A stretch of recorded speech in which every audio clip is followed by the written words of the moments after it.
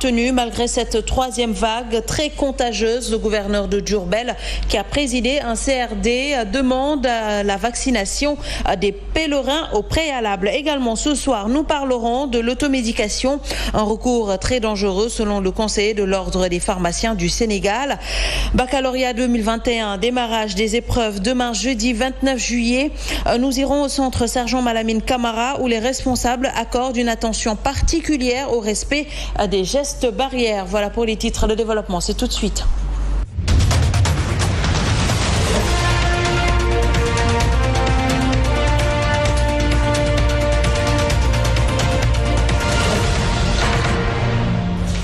Le grand Magal de Touba va se tenir cette année. Le gouverneur de la région de Diourbel, qui a présidé un CRD ce mercredi, demande la vaccination des pèlerins. Une large communication sera déroulée dans ce sens. Le respect des mesures barrières. Autre recommandation de cette rencontre, nous dit Abdoulaye Diagne et Ousmane Diouf.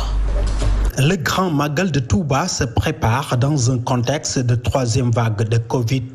Il faudrait que les pèlerins qui nous viennent de toutes les régions, qui viennent de l'étranger, partout au monde, prennent aussi les mesures de sauvegarde pour nous aider justement à contenir la Covid par la vaccination. Ainsi, l'autorité sensibilise sur les mesures barrières. Un appel aussi que je lance aux forces de sécurité, aux transporteurs, à tous les acteurs impliqués dans la contre la Covid, n'est-ce pas, de mettre l'accent sur le port de masque et le respect des mesures barrières.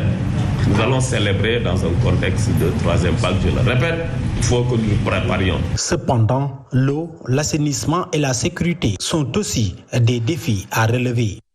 Et puis Dakar continue d'être l'épicentre de la maladie avec 429 cas positifs enregistrés ces dernières 24 heures. On note cependant une légère augmentation des cas dans les régions. À Fatick, par exemple, 59 cas ont été dénombrés vendredi dernier. Ce mercredi, le CTE enregistre 200 cas positifs selon le dernier bilan fait par le médecin-chef. Résultat, plus de lits d'hospitalisation disponibles. Faisons le point avec notre correspondant à Fatick, Alun Badara Sonko. Les choses se compliquent davantage pour les malades de la Covid-19 dans la région de Fatick, si l'on en croit au docteur Gilbert Sarr, médecin coordonnateur du CTE de Fatick. Plusieurs patients sont en attente de place faute de lit d'hospitalisation.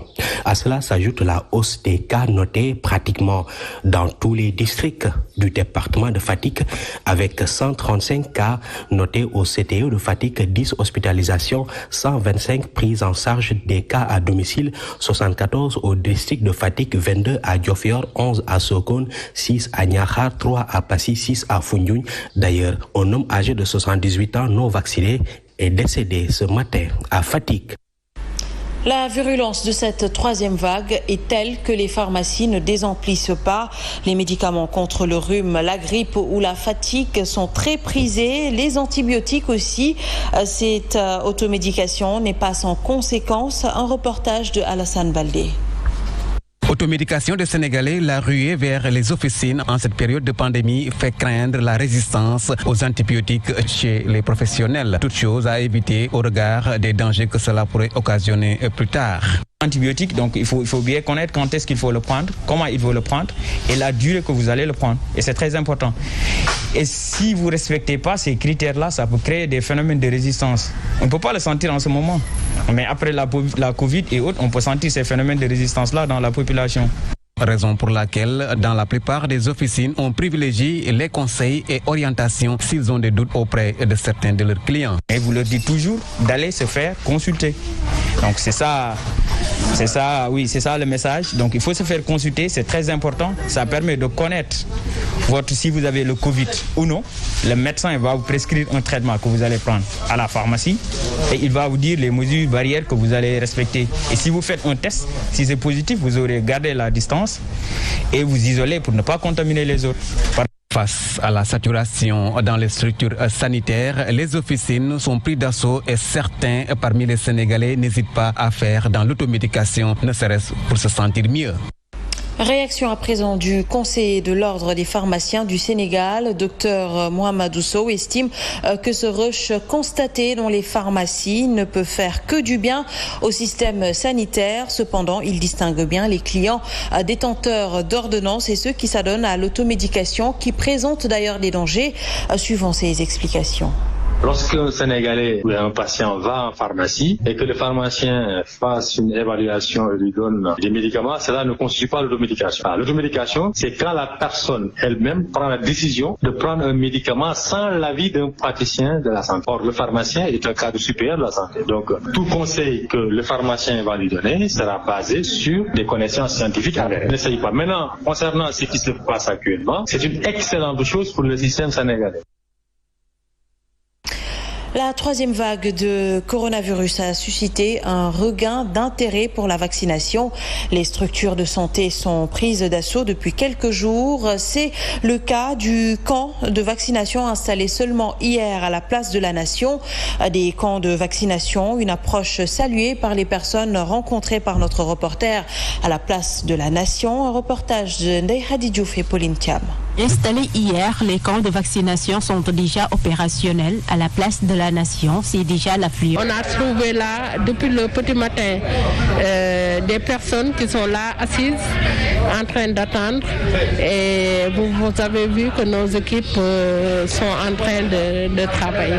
Ces citoyens qui se sont fait vacciner magnifient l'accessibilité de ces sites.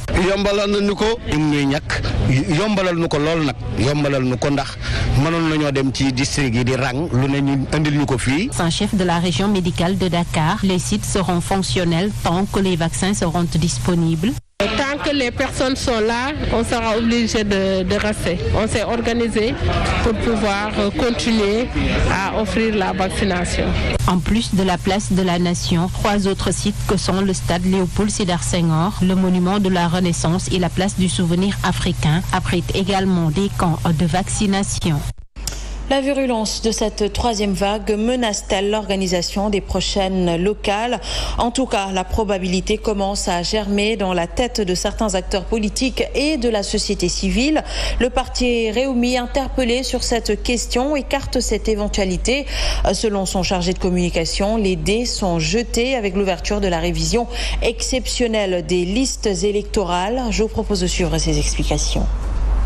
Il est vraiment utopique de penser à un report des élections, surtout venant d'une partie de l'opposition. Toutes ces parties-là qui ont eu à vraiment assister au dialogue, qui s'est terminé avec 28 points d'accord, avec la date des élections qui est maintenant maintenue, je pense véritablement que ça, c'est un mauvais procès. L'étape qui commence et qui débute les élections, la révision des listes électorales qui démarre, qui est le premier temps fort vraiment des élections, que les partis politiques de l'opposition, du pouvoir, puissent vraiment être au niveau des commissions de révision des listes électorales. Sachez également que l'Assemblée universitaire a décidé hier de fermer le campus pédagogique de l'université Cheikh Anta Diop de Dakar à cause du coronavirus. Une fermeture qui va de la période du 31 juillet au 4 octobre prochain. Une décision saluée par les étudiants rencontrés par notre reporter. Cependant, ils se soucient du calendrier des examens. Certains n'ont pas encore fait d'examen pour le premier semestre. D'autres attendent encore les examens du second semestre. C'est un reportage signé Tijane Diallo. L'Assemblée de l'université Cheikh Anta Diop de Dakar a décidé de fermer le campus pédagogique du 31 juillet au 4 octobre à cause de la virulence de la troisième vague de la Covid-19. Les étudiants, pour leur part, saluent la décision. Si en quelque sorte l'État veut fermer ou bien le campus pédagogique, on veut fermer donc les campus pédagogiques et sociaux pour des raisons sanitaires, je crois que c'est une bonne idée. Je trouve que c'est une décision salutaire parce que nous ne sommes pas sans savoir aujourd'hui que le campus ou bien le coronavirus a pris des proportions assez inquiétantes.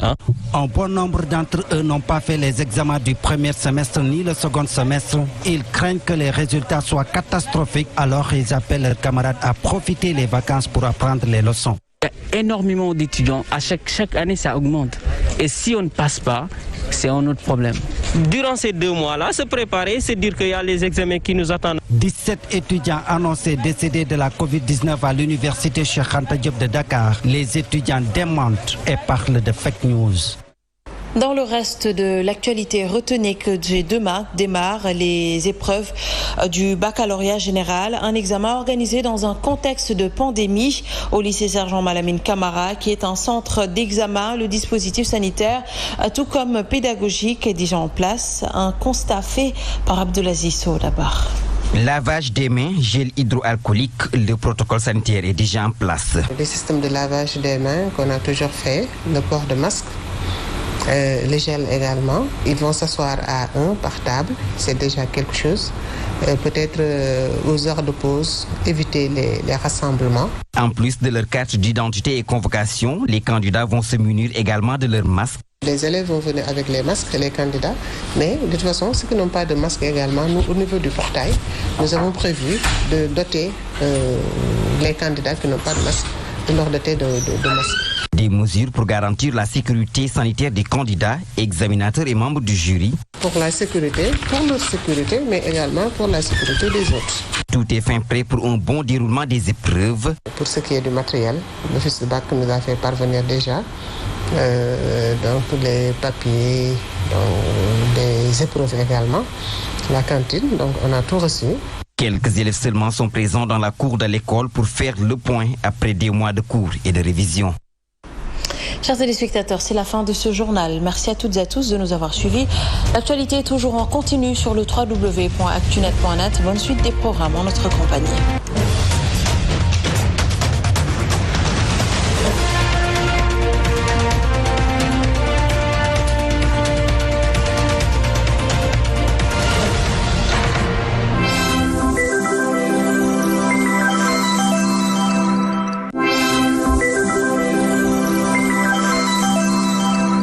Sous la bénédiction de Serigne Mountakha Bachir Mbacké, khalife général des Mourides, de Serigne Babacar Sy Mansour, khalife général des Tijanes,